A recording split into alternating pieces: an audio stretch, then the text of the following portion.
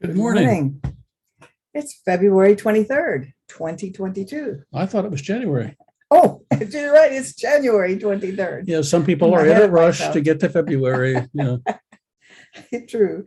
And our title today is Make Everything Old New Again. Right. And we'll do the same thing on the 23rd of February. Yes, true.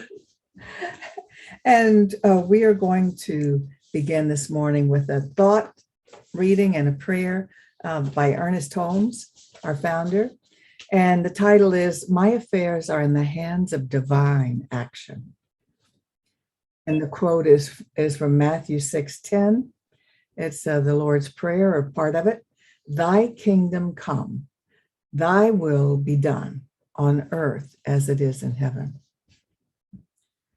When Jesus said, Thy kingdom come, thy will be done on earth as it is in heaven, he was again affirming that there is a perfection at the center of everything. He was telling us that when we reach toward this inward perfection, it will be revealed to us, and that it must finally establish the kingdom of God on earth, as it most certainly will. Realizing that the kingdom of God is a kingdom of joy, and that the heart of the eternal is most wonderfully kind, I place all my affairs in the keeping of divine love, and I permit all my thoughts to be directed by divine wisdom. The Spirit within me guides me and directs my path, guides me into peace and prosperity and happiness. God's perfect kingdom is established in me today, and the fatherhood of God is revealed through me as the brotherhood of man.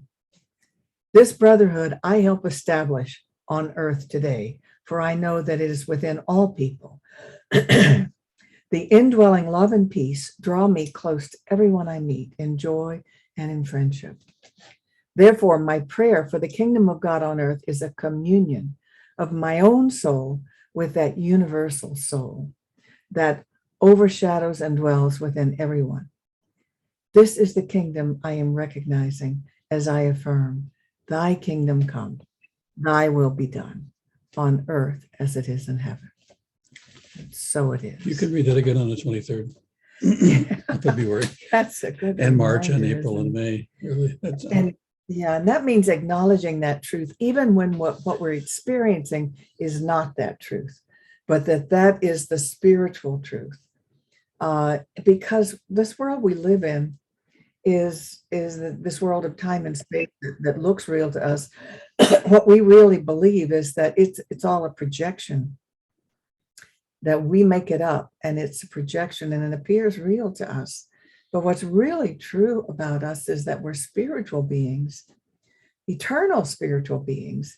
And this is a temporary experience that appears real. So when we can know the truth, it allows us to go through some of those hardships on the physical and know that that's not what's really real about us. By real, I mean in the permanent sense. A Course in Miracles define things as real that are eternal. Only what's eternal is real. Everything else is a made-up projection of this temporary life. It can be hard to grasp because we believe our lying eyes. We believe what we see, but physics tells us that what we see with our physical eyes is not what's really there. Physics tells us that the solid objects we see and we perceive are actually mostly empty space. And so even our science agrees with this concept, but it doesn't match what our five senses tell us. So you kind of have to have an inner knowing of this that many people find by going within in meditation and prayer, by listening to the voice within that you hear.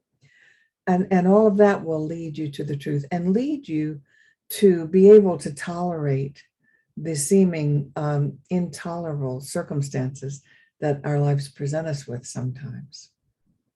it feels, when we're in pain, it feels as if the pain is forever. It feels like the pain is past, present, and future. And I think it helps us to say what I'm experiencing right now. I'm experiencing in this moment, but it is not all of my life. It is not before, it is not after. It is not permanent. We were watching a Neil Young concert on HBO, which is wonderful. If you have a chance to watch it, it's really worth watching. A recent one. A recent one, yeah. And he talks about, in his song, he talks about all that's ever happened to him has become a memory that is now fading. And I thought, well, that's sad, and yet it's exciting too, because what it's really all about is the memory goes into the melting pot of experience and comes out as creative possibility, comes out as how we are in the moment.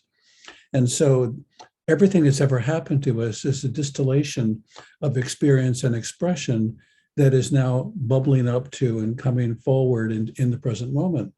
I think of it as when on occasion watched a cake being baked, and what you watch are all the ingredients of the cake being mixed together. And when all those ingredients are being mixed together, no one of them is really worth eating, and none of them taste like or look like a cake. And it takes the heat of experience, it takes the heat of that moment to bring it together, to have it become cake. And so what I would say is, when you're feeling pain, it's one of the things in the recipe for the cake. The cake hasn't been baked yet. The cake isn't out of the oven yet.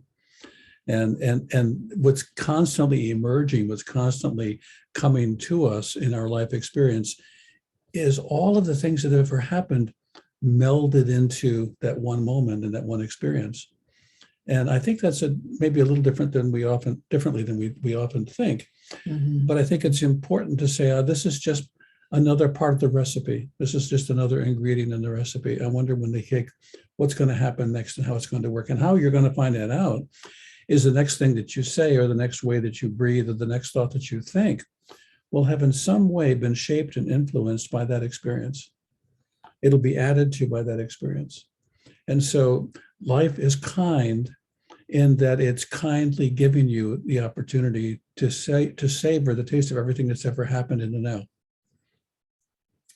Yes, and this idea that I was sharing with you, that what's spiritually true, what's really true, not what appears to be true, has been said and discovered by all the great mystics and writers. I have some wonderful quotes. Ralph Waldo Emerson said, "Never lose an opportunity of seeing anything beautiful, for beauty is God's handwriting."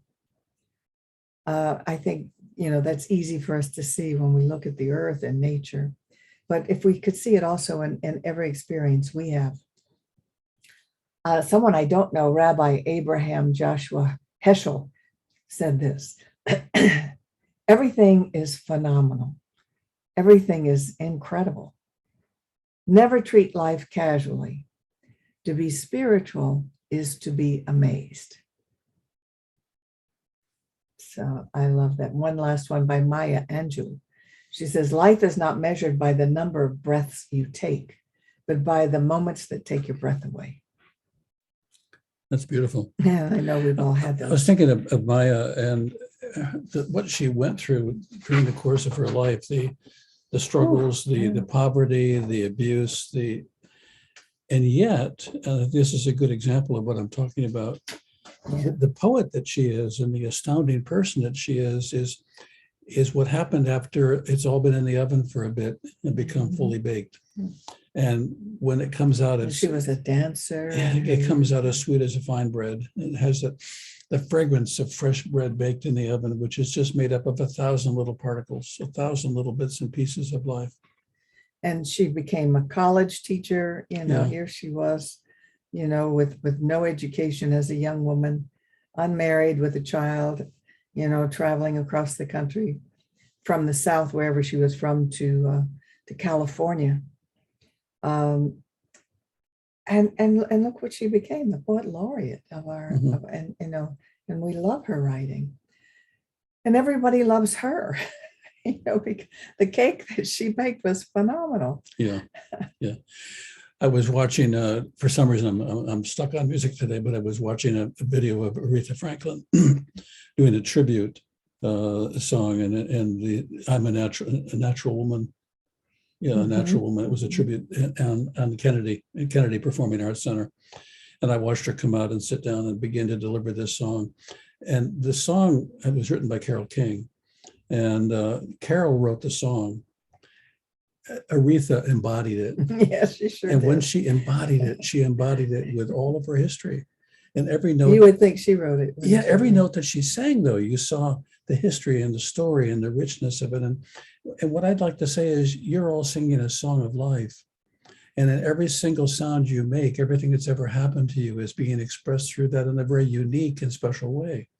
You don't have to see all the parts any more than we could see Aretha's history and when she struggled and the difficulties she had and all that it took for her to become the performer she was on the day that I saw her.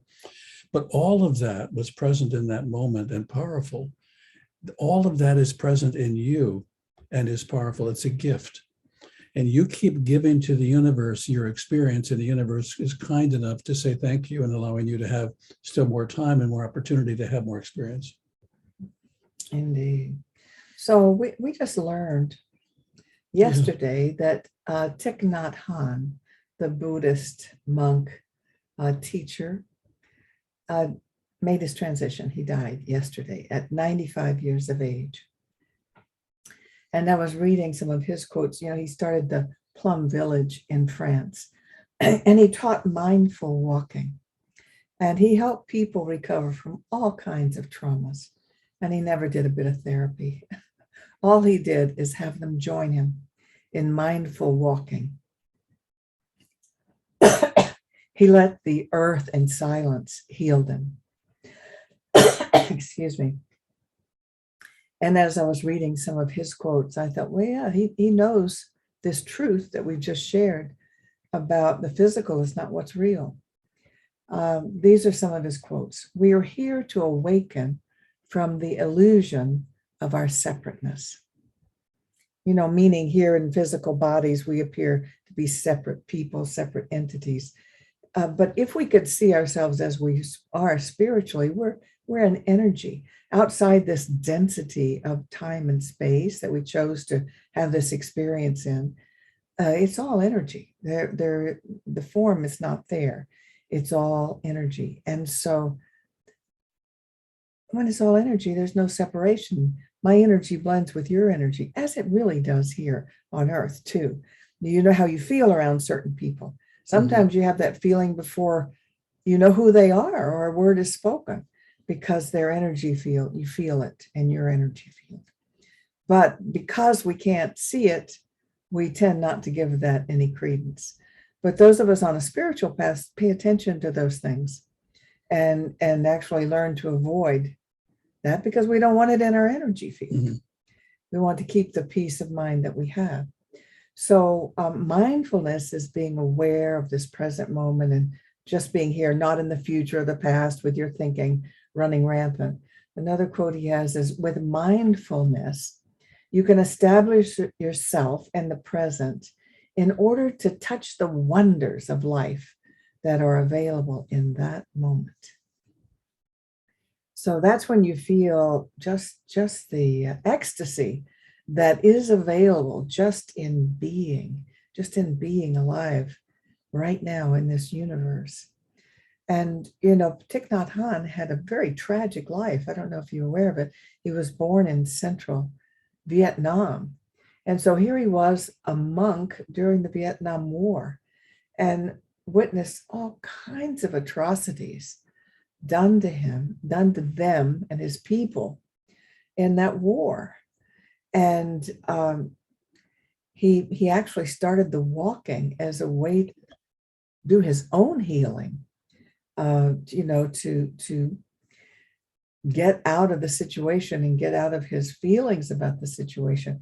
And he found that mindful walking, just letting the earth heal him and being the present moment, allowed him to heal. And that's what he brought to other people. He allowed them to heal without doing a thing, except teaching them how to be present and go into their own awareness. Yeah, he wouldn't allow his life experience to stop him. And he literally found a way not to be stopped, which was to be in motion, to be in movement. And to walk is to move from where you have been to a place you want to go. It is the willingness to take a step in spite of all of the reasons that you think maybe you shouldn't walk, you shouldn't move. And I think he was a great demonstration of taking action when there appeared to be nothing he could do that could work, and moving in that direction. And I remember in the movie the Forrest Gump, Forrest Gump is running, and where are you going? I don't know. And why are the people following you? I don't know. And they're all running. And what's interesting is they're all having different experiences while they're running that are different than the ones they would have by standing still. Yeah. And so sometimes what we need to do is to simply allow ourselves to run, to allow ourselves to walk. And walking consciousness is a little different than walking with your feet, but it's the first step to getting your feet to move. It's to say, I'm not stuck here. I have mobility. I can move. And now where do I want to move in consciousness?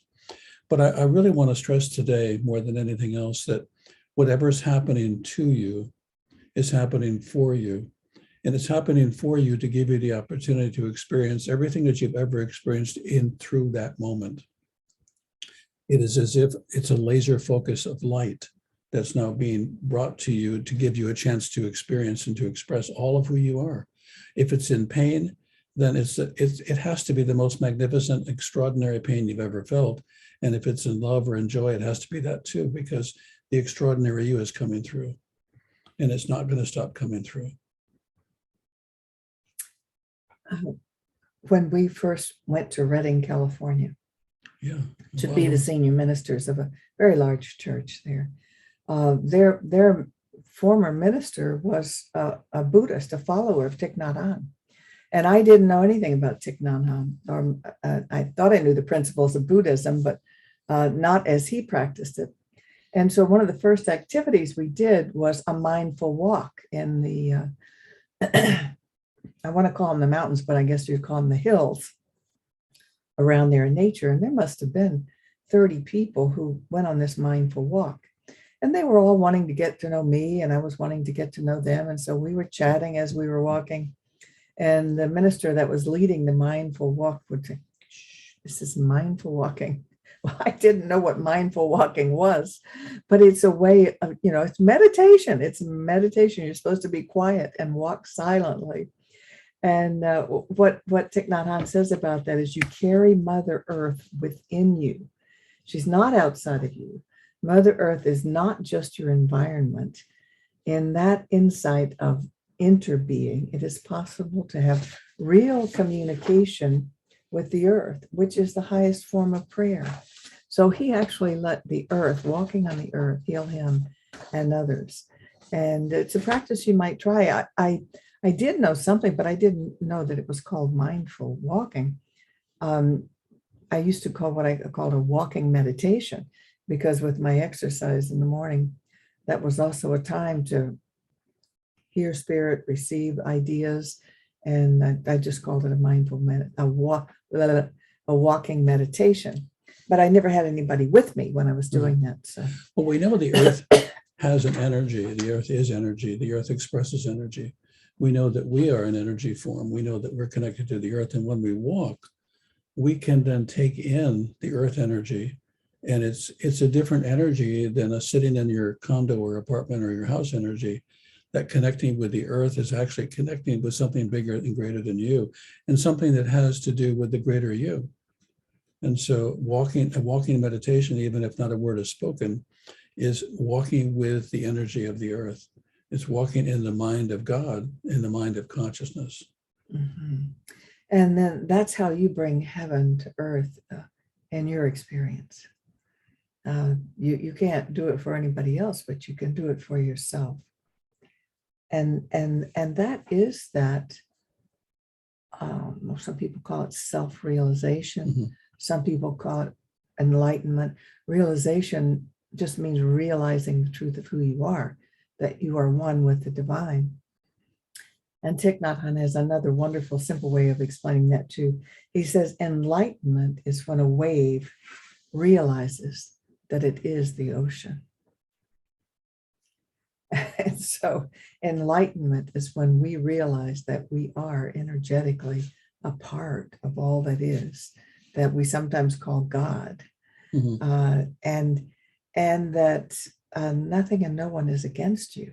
So the wave then, having realized that, is no longer concerned with its shape or its form or its longevity or its particular nature, because it knows its nature is grounded.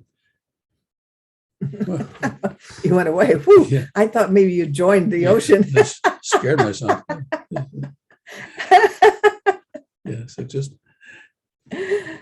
so. But I think this is really, really important. That the wave that we are need not be concerned with its shape or form, or Right. or any other aspect of it, because what it can smile knowing is that it comes from the ocean. It's in process of being connected to the ocean, and it will reform in the ocean and occur again in another appearance.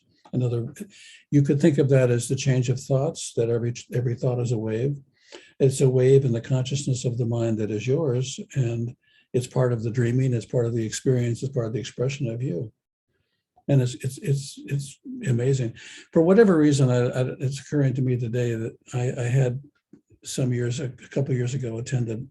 It was in the hospital working, and I was asked to go up to one of the floors and see a person who was getting ready to make their transition. And I went up to the floor to see them making their transition and to be with the family and to support the family. But what I saw when the person actually left their body was a spark of light, a bright spark of light that left. And I say that because that light was very small light, but that light was also the heart and soul of the being. It was, and one other person asked me, It was energy. Yeah, did you see that? And I said, yes, I saw that. So another person saw it too. We both saw it. And it was an extraordinary experience to see that which we call who we are, that animates us, leave the body when it was done and not go away, but go back into the sea, back into the ocean. Back into all that is. Yeah. So whatever the condition you're in, good, bad, or indifferent, the light is bright. The light is powerful. The light is eternal.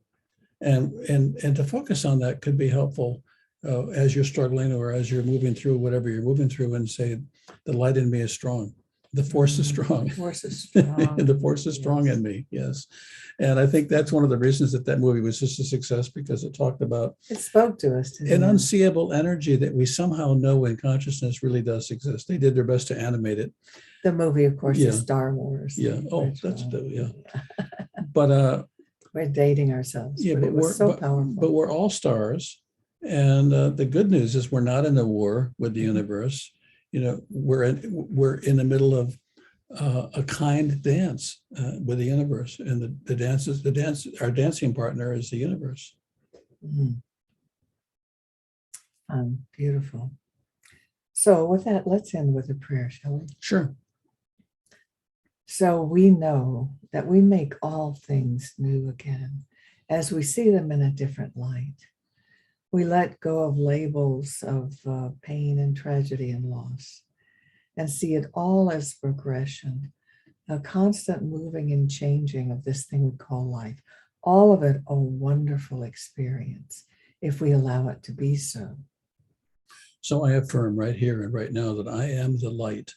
I am the light of life. I am the light of love. I am the light of joy and possibility. I am the light of healing, the light of compassion, the light of expression, of creativity. I am the light, and it grows brighter and stronger every day. And it is joined by the light that is everywhere present in all other human beings and in all other life forms and on the earth itself. I now know that I am connected in an infinite way with the perfection of the universe.